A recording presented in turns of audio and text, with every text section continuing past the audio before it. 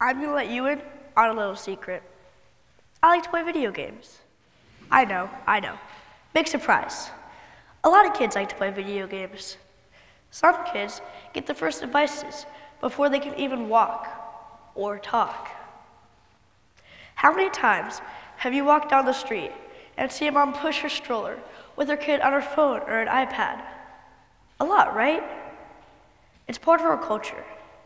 And that's a tough thing because tech has grown so quickly and it's so complex. And it's also kind of dangerous.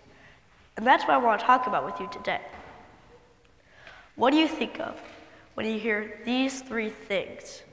Guy with a van who has candy.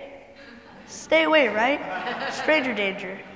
I know that's what my parents were told when they were my age. Don't talk to strangers, and definitely stay away from any grown-up offering candy. Well, unless it's Halloween. Anyway, back then, it was easier for kids and grown-ups to stay safe while they were playing. But in an online world, it's not. Half the time when I'm online, I'm playing games with strangers. They may be kids, they may not be. They may be good people, they may not be. So I just trust that they're good, because it's a nice way to be, and it's also how I was raised to be. Trust that people are good. And that mom that gives her kid her phone or the iPad to play with, trust the inappropriate pop-ups will flash on the screen. There are lots of ways to use tech for good. Take natural disasters and how quickly information is shared about what happened, who needs help. People can check in to show that they're safe, and others can make a donation to help. There are still a ton of other ways to use tech for good, but we do need to be mindful about what we put out there.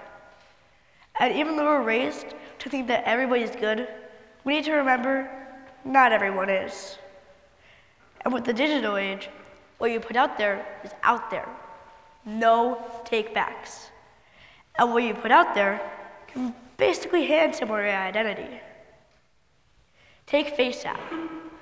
Remember hearing in the news over the summer how the privacy policy for FaceApp basically had someone sign away all their rights to their photos? How is that right? Not to mention, most people didn't actually read the privacy policy. They just checked the box.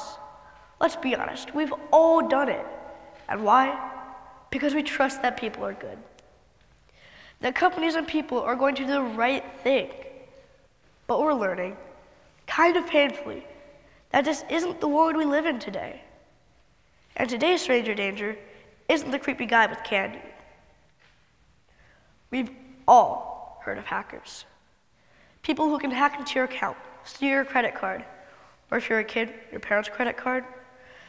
Do you know there have even been cases where a newborn baby's identity has been stolen before they even left the hospital for the first time? And we've all probably heard of news reports of a parent who gets an enormous credit card bill just to find out their kid gets duped into buying a pack of virtual currency to buy skins or items in a video game. It's a really big deal, and hackers are everywhere. My dad grew up in Ireland, and a bunch of his cousins and their families still live there. My mom grew up in Ohio, and my cousins on that side of the family are spread out in the Midwest. And because of video games and internet, we all stay connected. And because of video games and global servers, I've personally played games with kids all over the world. It's pretty awesome. My family and I, we travel a lot. And I've been really lucky to have seen a lot of the world, although there is still a ton out there for me to explore. But what about the kids who aren't lucky enough to travel, who may never get out of their hometown or home state? How will they get to know what's out there? How will they get a more well-rounded perspective? When my parents were my age, they needed to look things up in an encyclopedia. Hardly anyone had a computer. Fast forward to now, which has estimates of 5.1 billion people having a mobile device. 5.1 billion. Another estimate shows 3.2 billion people use the internet. That's 40% of the global population, and 84% of US residents have the internet. That's a lot of people and a lot of chance of getting hacked. It's also a lot of people who can learn together, play together. Games are a great equalizer. Kids and adults can play sports together. They can play video games together.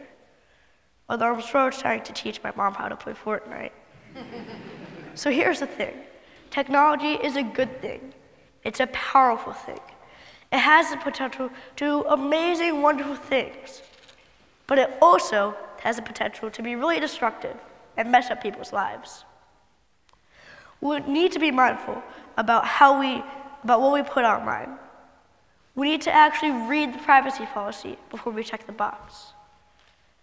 My parents gave me a phone for my 11th birthday. It was one of the best gifts I've ever gotten. And even though there are still a ton of rules about how and when I can use it, and even though I don't get to play as many video games as I like, and even though my mom only lets me use prepaid gift cards as a method of payment, just in case a hacker gets into my account, I'm really happy to have technology in my life. It is a great way to make this huge world a little bit smaller. I'm excited to see what the future holds for all of us. Thank you. Yeah!